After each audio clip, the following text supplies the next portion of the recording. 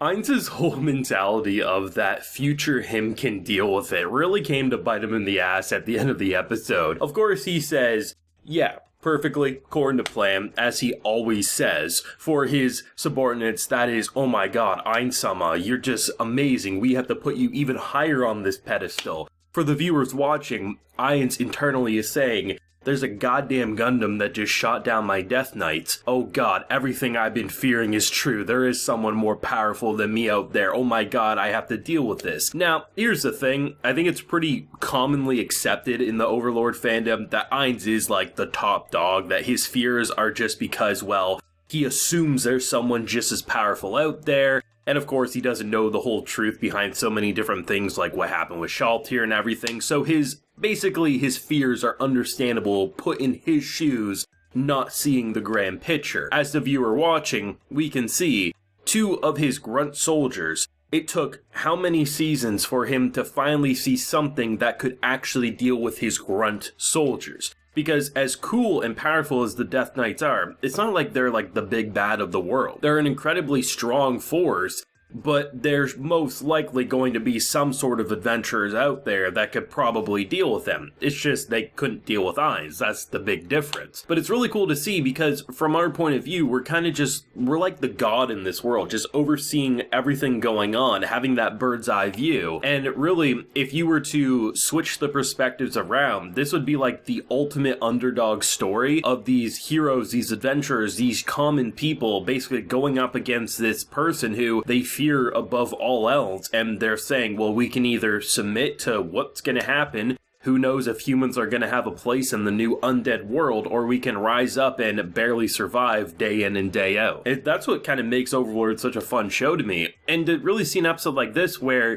we have this grand stand where we end the last episode with the king offering his head, and the whole idea that immediately it's just like, don't worry about this, we're gonna start a war. You get a month to prepare, good luck, and then they nope out of there. A month goes by fast. I actually thought we weren't gonna have any battle in this episode, and to see just the army that was there. They send 2 Death Knights and a bunch of undead soldiers, and they barely survived. Not to say like they didn't put up a good fight. It's just the sheer power difference between Ainz and his monster army is just night and day. And I thought they did a pretty cool job at basically stylizing the adventurers who apparently are pretty damn strong in their own right. It's just Ainz is in a different league of his own. I love the idea of how they initially started launching with bow and arrow, then they transitioned to magic attack, then obviously instead of using magic, buff me. And this one woman was pretty cool. I love the idea that she kind of duplicated her axe, but instead of like it just being in her other hand, it kind of floated off to the side, and it was really cool to see how she could basically launch it, which was honestly awesome. And then to just see the Mecha Gundam thing pop up, that was just honestly badass. I wasn't expecting it, and honestly, the cool thing about Overlord is just shit will happen that you don't expect, and it immediately makes sense, and you just can't wait to see the next moment that's gonna blow our minds. And I think what makes it so great is not only did it just like, someone pops up, shoots one, disintegrates, shoots the other, obviously disintegrates, signs off, and nopes out of there. It's funny because if this really is something, which I think it's a 99.999% chance Ainz didn't actually expect that, he's probably going to be able to deal with it without much struggle. But from Ainz's point of view, this most likely is a situation where he's sitting there like, yes, of course, I have to act like I know what's going on. Internally, there's not enough feathers in the world that he can pick all the little things off of as he basically fears for his life and not knowing what to do next as he puts everything in the hands of future him. And future him is even more screwed than past him. I mean, there's going to be so many jokes in the comments across all different platforms, whether it's this comment section, whether it's Reddit, Twitter, of people just talking about how their past selves probably screwed them over, but leave it to Overlord, man, to really just show us that this show, it never feels like the unexpected happens just for shock value, even though the shock value is amazing and it does work well. The thing that makes it is like, it's just a long journey that just feels when you rewind, it just makes sense for the past interactions. I mean, outside of the obvious, holy shit, look at that incredible fight and just moment reactions,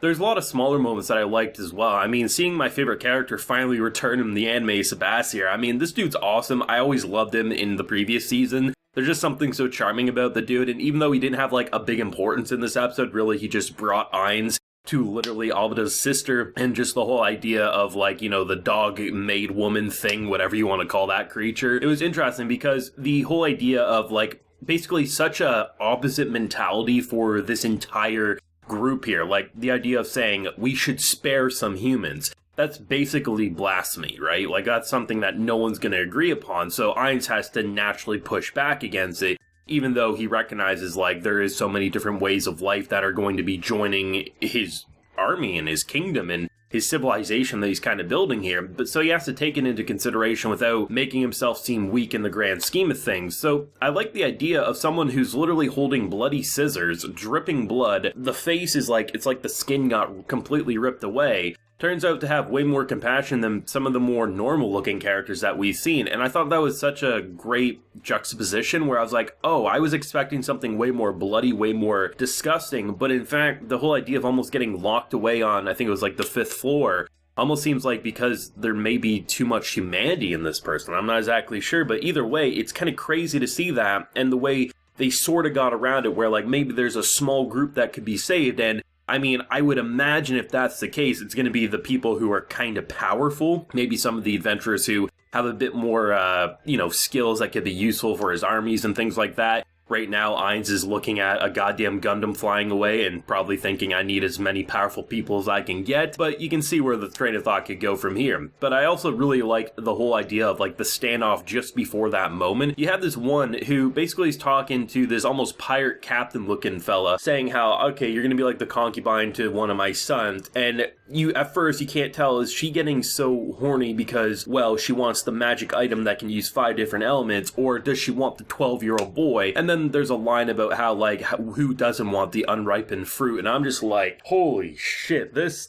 some psychos in this series. Like, that's honestly saying common sense, but sometimes these moments just sucker punch you, and you don't know what to expect. I also really like the 3D in this episode, which in general, I think the 3D, the CGI in this show for Season 4 is leagues better than the previous seasons. Now, I've never been the biggest hater of the previous seasons. There's been select moments that I've said, damn, it doesn't look the best, but as a whole, I've seen way worse than what Overlord's ever delivered. And this season, it feels like there's a bit more refinement to the 3D. Yes, there's certain shots where you can say, yeah, if you really take a close look at some of these grunt soldiers, they're not really the most visually appealing thing, but for undead creatures, the way they're shading them, the way the Death Knights look, the way the Death Knights move, I mean, it's not something that makes it feel like, oh, I wish it was hand-drawn. I think for the creepy factor and just the overall scale, it works perfectly acceptable, and that's what you like to see. I have a feeling that based on the movie that we're getting most likely next year, probably is going to be even more refined than what we're seeing in this television broadcast, so that's pretty cool to see that, Overlord, as we approach closer and closer to finishing this show up, it does feel like it's getting better refined rather than continuing to dip like maybe some of the later seasons did prior to Season 4. Either way, I leave another episode of Overlord pretty damn